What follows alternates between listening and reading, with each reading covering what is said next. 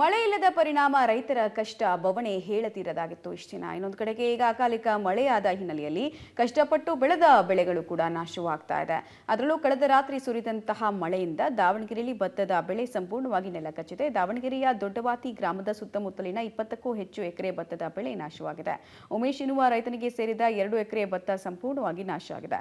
ಬರಗಾಲದ ಸಂದರ್ಭದಲ್ಲಿ ಬೋರ್ವೆಲ್ ನೀರನ್ನು ಬಳಕೆ ಮಾಡಿಕೊಂಡು ಕಷ್ಟಪಟ್ಟು 1 ಎಕರೆಗೆ 25ರಿಂದ 30 ಸಾವಿರ ಖರ್ಚು ಮಾಡಿ ಭತ್ತ ಬೆಳೆದಿದ್ರು.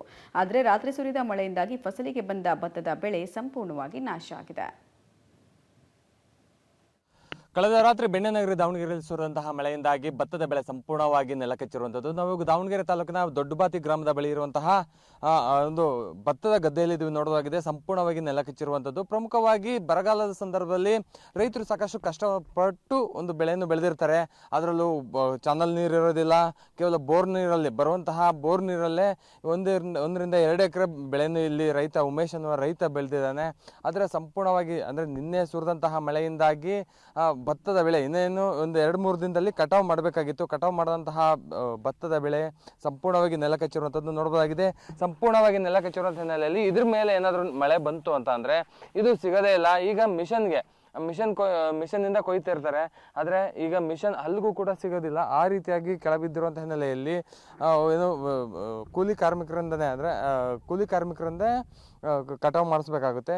ಇದ್ರ ಮೇಲೆ ಏನಾದರೂ ಮಳೆ ಬಂತು ಅಂತ ಅಂದರೆ ಅದು ಕಟಾವು ಮಾಡಿಸೋದು ಕೂಡ ಬರೋದಿಲ್ಲ, ಮೊಳಕೆ ಹೊಡೆಯುವಂತಹ ಪರಿಸ್ಥಿತಿ ಕೂಡ ಇರುವಂಥದ್ದು. ಇದರಿಂದಾಗಿ ಸಾಕಷ್ಟು ನಷ್ಟ ಕೂಡ ಆಗ್ತಾ ಇರುವಂಥದ್ದು. ಉಮೇಶ್ ಅನ್ನೋರಿಗೆ ಇವ್ರಿಗೆ ಸೇರುವಂಥದ್ದು ಒಂದು 2 ಎಕರೆ ಭತ್ತ ಸಂಪೂರ್ಣವಾಗಿ ಇದೇ ರೀತಿಯಾಗಿ ಒಂದು ಚಾಪೆ ರೀತಿಯಾಗಿ ಮಲಗಿರುವಂಥದ್ದು. ಪ್ರಮುಖವಾಗಿ ದೊಡ್ಡಬಾತಿ ಸುತ್ತಮುತ್ತ ಇರುವಂತಹ ಒಂದು 10ರಿಂದ 15 ಎಕರೆ ಭತ್ತ ಸಂಪೂರ್ಣವಾಗಿ ಇದೇ ರೀತಿಯಾದಂತಹ ಒಂದು ಪರಿಸ್ಥಿತಿ ಇರುವಂಥ ಹಿನ್ನೆಲೆಯಲ್ಲಿ ರೈತರು ಕೂಡ ಸಾಕಷ್ಟು ನಷ್ಟ ಕೂಡ ಆಗಿರುವಂಥದ್ದು. ಇದ್ರ ಬಗ್ಗೆ ಮಾತಾಡೋದಕ್ಕೋಸ್ಕರ ರೈತರ ಇದ್ದಾರೆ. ಹೇಳಿ, ಎಷ್ಟು ಎಕರೆ ಆಗಿರೋದು ನಿಮ್ಮದು? ನಿಮ್ಮೂರಲ್ಲಿ ಎಷ್ಟು ಎಕರೆ?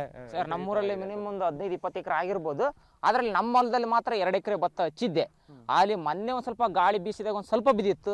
ನಿನ್ನೆ ಬಿರುಗಾಳಿ ಸಮೇತ ಪೂರಾ ಅಷ್ಟು ಬಿದ್ದು ಬಿಟ್ಟಿದೆ, ನೆಲ ಕಚ್ಚಿಬಿಟ್ಟಿದೆ. ಆದ ಕಾರಣ ನಾವು ಏನು ಕೇಳ್ತೀವಿ, ಮುಖ್ಯಮಂತ್ರಿ ಸಾಹೇಬರು, ನಮ್ಮ MLA ಸಾಹೇಬರು, ನಮ್ಮ DC ಸಾಹೇಬರು, ನಮ್ಮ ತಹಸೀಲ್ದಾರ್ ಸಾಹೇಬ್ರನ್ನ, ನಾವು ಸಣ್ಣ ರೈತರು ಏನೇ ಮಾಡಕ್ ಹೋದ್ರು ಎಕರೆ 25,000 ರೂಪಾಯಿ ಖರ್ಚು ಬರ್ತಿದೆ. ನಾವು ರೈತರು ಏನೇ ಮಾಡಕ್ ಹೋದ್ರು ಎಕರೆ 25,000 ಸಾಲ ತಂದು ಬಡ್ಡಿ ಅಂತ ತಂದು ಬಂಡವಾಳ ಹಾಕಿದ್ರು.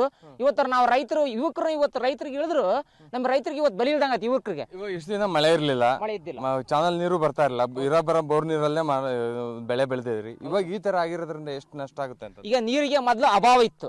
ಈಗ ನೀರಿನ ಕಾಲ ಕರೆಂಟ್ ಹೋಗೋದು ಬರೋದು, ರಾತ್ರಿ ಎಲ್ಲ ಮಕ್ಕಂದು ನಿದ್ದಿಗೆಟ್ಟು ಈ ರೈತರು ಬೆಳೆದ ಕೈಗೆ ಬಾಯಿ ಬಂದು ಕೈ ಸಿಗ್ತಾ ಇಲ್ಲ. ಈ ರೈತರು ನಾವು ಹಾಕಿದ 25,000 ರೂಪಾಯಿ ಒಂದು ಎಕರೆ ಬಂಡವಾಳ 50,000 ರೂಪಾಯಿ 2 ಎಕರೆಗೆ ಏನ್ ಮಾಡ್ಬೇಕು ನಾವು ರೈತರು? ಸರ್ಕಾರ ಯಾರು ಮಾಹಿತಿ ಕೊಡ್ತಾರೆ? ಯಾರು ಕೊಡ್ತಲ್ಲ ಪರಿಹಾರ? ಬರ ಪರಿಹಾರ ಅಂದ್ರೆ ಬೆಳೆ ಪರಿಹಾರ ಯಾವ್ದು ಹಿಂದೆ ಹಂಗ ಬಿದ್ದಿತ್ತು ನಮ್ಮ ಸರ್ಕಾರದಲ್ಲಿ. ಆ ಸರ್ಕಾರದಾಗ ಬೆಳೆ ಪರಿಹಾರ ದುಡ್ಡು ಬರ್ತವೆ, ಬಿಡುಗಡೆ ಮಾಡ್ತೇವೆ ಅಂದ್ರೆ ಬಿಡುಗಡೆ ಮಾಡಿಲ್ಲ. ಅದೇ ಕಾರಣದ ಆವಾಗ ಫೋಟೋ ಹೊಡೆದು ಆಮೇಲೆ RI ನಂಬರು ಎಲ್ಲ ರೆವಿನ್ಯೂ ಸೆಕ್ರೆಟರಿ ಸಾಹೇಬ್ರ ಹತ್ರನೂ ಕೊಟ್ಟಿದ್ವಿ. ಅದಕ್ಕೆ ಕೊಟ್ಟಿದ್ರು, ಬೆಳೆ ಪರಿಹಾರ ಬಿಡುಗಡೆ ಮಾಡಿಲ್ಲ. ಇಲ್ಲಿವರೆ ಸಣ್ಣ ರೈತರಿಗೆ ಏನು ಮಾನ್ಯತೆ ಸಿಗ್ತಾನೆ ಇಲ್ಲ. ಈಗ ಯುವಕರು ಈ ರೈತರು ಮಾಡಕ್ ಭತ್ತ ಬೆಳೆದ್ ಬಿಟ್ರೆ ಏನು ಬರ್ತಾ ಇಲ್ಲ. ಈ ನೀರಾವರಿ ಗದ್ದೆಯಲ್ಲಿ ಏನಾರ ಮಾಡಕ್ ಹೋದ್ರೆ ತೊಂದರೆ ಆಗ್ತಿದೆ. ಇದೇ ಭತ್ತನ ಅಧಿಕಾರಿಗಳು ಯಾರು ಬಂದಿಲ್ಲ, ಪರಿಶೀಲನೆ ಮಾಡಿಲ್ಲ, ಯಾರು ಇಲ್ಲಿವರೆಗೂ ನಮಗೆ ಪರಿಹಾರನೂ ಕೊಟ್ಟಿಲ್ಲ.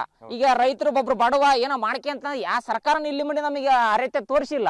ಏನ್ ನಮ್ಮ ಮುಖ್ಯಮಂತ್ರಿಗಳು, ನಮ್ಮ ಉಪಮುಖ್ಯಮಂತ್ರಿ ದಯವಿಟ್ಟು ಕೈ ಮುಗಿದು ಕೇಳ್ಕೊಳ್ತಾನೆ, ನಮ್ಮ ಸಣ್ಣ ರೈತರಿಗೆ ಏನಾರ ಮಾಡಿ ನಾವು ಮಾಡಿರೋಕೆ ಈಗ ನಮ್ಗೆ ಪರಿಹಾರ ಕೊಡ್ಬೇಕು. ಮುಖ್ಯಮಂತ್ರಿಗಳನ್ನ ಮತ್ತು ಉಪಮುಖ್ಯಮಂತ್ರಿ ಕೇಳ್ಕೊಳ್ತಿದ್ದಾನೆ, ದಯವಿಟ್ಟು ನಮ್ಮ ಮುಖ್ಯಮಂತ್ರಿ ಕೈ ಮುಗಿತ. ನಮ್ಮ ಸಿದ್ದರಾಮಯ್ಯ ಸಾಹೇಬ್ರೆ, ನಮ್ಮ DK ಶಿವಕುಮಾರ್ ಸಾಹೇಬ್ರಿಗೆ ಕೈ ಮುಗಿದು ಕಳಕಳಕ್ಕೆ ಕೇಳ್ತಿದ್ದೆ. ನಾವು ರೈತರು, ನಮ್ಮಂತ ಯುವಕರು ಇವತ್ತು ರೈತ ಇಳಿಯಕ್ಕೆ ಹೋದ್ರು. ಇವತ್ತು 2 ಎಕರೆ ಭತ್ತ ಮಾಡಿದೆ. ಇವತ್ತು ನಮಗೆ ಸೂಕ್ತ ಬೆಲೆನೂ ಸಿಗ್ತಾ ಇಲ್ಲ. ಈ ರೈತರು ಭತ್ತನೂ ಬಿದ್ದೈತಿ. ನಾವು ಮುಖ್ಯಮಂತ್ರಿನ ಸಿದ್ದರಾಮಯ್ಯನವರು ದಯವಿಟ್ಟು ಕೈ ಮುಗಿದು ಕೇಳ್ತಾ ನಮಗೆ ಪರಿಹಾರ ಜಲ್ದಿ ಬಿಡುಗಡೆ ಮಾಡಿಕೊಡ್ರಿ, ಕೈಲಾದಷ್ಟು ಸಹಾಯ ಮಾಡ್ರಿ ನಮಗೆ ದಯವಿಟ್ಟು. ಇಲ್ಲಿರುವಂತಹ ರೈತರ ಮಾತಾಗಿರುವಂಥದ್ದು. ರೈತ ದೇಶದ ಬೆನ್ನೆಲುಬು ಅಂತಾರೆ. ಆದರೆ ಈ ರೀತಿಯಾದಂತಹ ಒಂದ್ ಕಡೆ ಬರ ಇದೆ, ಇನ್ನೊಂದು ಕಡೆ ಮಳೆ ಬಂದರೆ ಈ ರೀತಿಯಾದಂತಹ ಪರಿಸ್ಥಿತಿ ಉಂಟಾಗಿರುವಂಥ ನೆಲೆಯಲ್ಲಿ ರೈತರು ಸಾಕಷ್ಟು ಸಂಕಷ್ಟಕ್ಕೆ ಎದುರಾಗಿರುವಂಥದ್ದು. ಸಂಪೂರ್ಣವಾಗಿ ಭತ್ತದ ಬೆಳೆ ನೆಲಕಚ್ಚಿರುವಂಥ ನೆಲೆಯಲ್ಲಿ ಇನ್ನು ಇದ್ರ ಮೇಲೆ ಏನಾದ್ರು ಮಳೆ ಬಂತು ಅಂತ ಅಂದರೆ ಮೊಳಕೆ ಹೊಡೆಯುವಂತಹ ಸಾಧ್ಯತೆ ಕೂಡ ಇರುವಂಥದ್ದು. ಇದರಿಂದಾಗಿ ಸಾಕಷ್ಟು ನಷ್ಟ ಕೂಡ ಆಗ್ತಾ ಇದೆ. ಕೂಡಲೇ ಸಂಬಂಧಪಟ್ಟ ಅಧಿಕಾರಿಗಳು ಬಂದು ಪರಿಶೀಲನೆ ಮಾಡಬೇಕು. ಅದರ ಜೊತೆಗೆ ಸರ್ಕಾರವು ಕೂಡ ಪರಿಹಾರ ಕೊಡಬೇಕನ್ನುವಂಥದ್ದು ರೈತರ ಆಗ್ರಹ ಆಗಿರುವಂಥದ್ದು.